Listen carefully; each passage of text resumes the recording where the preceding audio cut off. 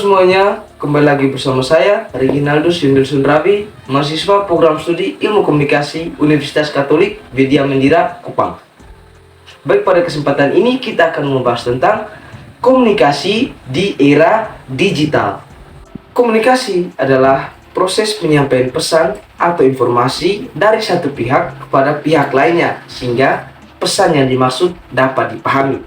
Komunikasi dapat dilakukan dengan dua cara, yaitu cara verbal dan juga non-verbal.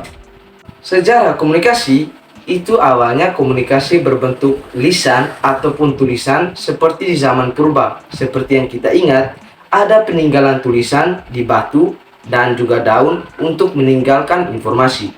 Lalu, dengan berkembangannya zaman, teknologi menjadi lebih canggih.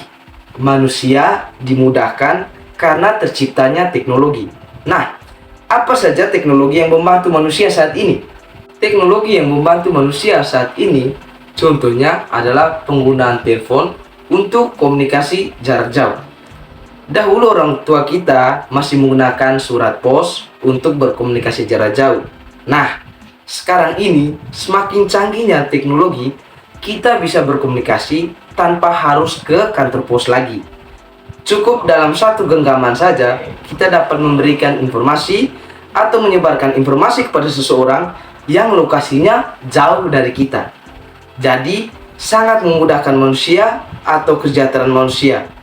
Lalu, apalagi selain telepon? Selain telepon, ada internet. Iya, benar. Internet mempermudah kita untuk melakukan pencarian informasi secara tepat, cepat, dan akurat. Kita membutuhkan yang namanya informasi pekerjaan, informasi tentang kesehatan, dan informasi tentang jalan-jalan. Internet sendiri mempunyai arti jaringan komunikasi elektronik yang selalu berhubungan. Ya, meskipun hubungan dengan dia kandas, tetapi pastikan jaringanmu tetap aman ya. Anak milenial sekarang ini tidak terlepas dari telepon genggam dan tidak ketinggalan internet, yaitu internet harus ada. Informasi terbaru selalu muncul. Bagaimana kita menyikapinya, itu tergantung dari diri kita masing-masing. Tidak hanya mengenai informasi dalam negeri saja, mancanegara bisa kita ketahui di dalam telepon genggam dengan mempunyai jaringan internet. Selain itu, kita dapat memperoleh informasi. Informasi sendiri mempunyai arti sekumpulan pesan yang dapat ditafsirkan. Bentuk informasi itu sendiri bisa dibaca, didengar, dilihat, dan disajikan dalam beragam kemasan sesuai dengan perkembangan teknologi informasi. Kegunaan informasi yaitu menyediakan peristiwa dan kondisi suatu masyarakat. Suatu bisa dikatakan informasi apabila mempunyai ciri-ciri yang pertama, akurat. Informasi harus diteliti, tepat dan benar. Kedua, tepat waktu, berarti kejadian yang sesungguhnya terjadi kapan atau tepat waktunya terjadi. Dan yang ketiga, relevan, berarti informasi itu terkait atau memiliki hubungan. Dan yang keempat, yaitu lengkap, yaitu informasinya tidak ada kurangnya. Nah, berdasarkan hal itu, informasi mengenai pendidikan semakin mudah untuk dicari. Kita hanya perlu untuk mengetik di mesin pencarian mengenai materi apa yang perlu kita cari. Lalu akan muncul jawaban yang kita cari. Namun, banyak yang perlu kita waspadai karena begitu banyak informasi hoax atau informasi palsu dan konten-konten dewasa yang tersebar. Penggunaan internet untuk anak-anak perlu kebijakan dan pengawasan yang menurut saya tidak boleh lengah.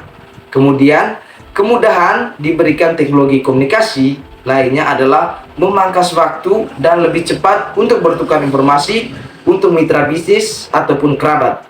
Namun, terdapat kelemahan yang diberikan teknologi komunikasi, yaitu kita jadi malas belajar. Kenapa?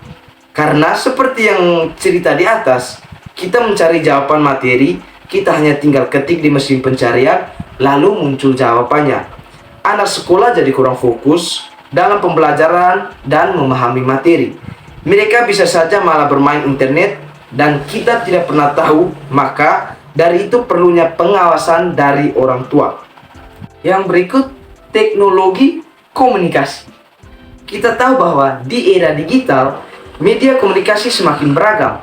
Nah, apa saja media teknologi komunikasi?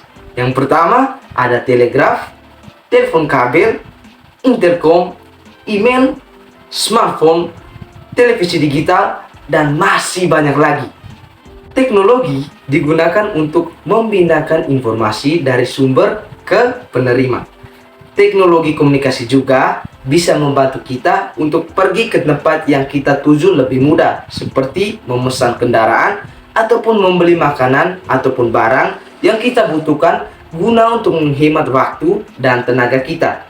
Tapi pasti adanya pengembangan teknologi lagi ke depannya, tidak berhenti di sekarang ini. Perkembangan teknologi seiring dengan perkembangan otak manusia, karena manusia yang menciptakan, mengembangkan, dan menyebarluaskan teknologi itu sendiri. Terlepas dari semua itu, tentunya terdapat banyak dampak negatif dari perkembangan teknologi digital saat ini. Di antaranya pelanggaran yang terjadi di sosial media dan lain sebagainya. Pesannya agar kita selalu pandai dan selalu berhati-hati dalam menggunakan sosial media dan menggunakan teknologi digital ini ya guys. Terima kasih.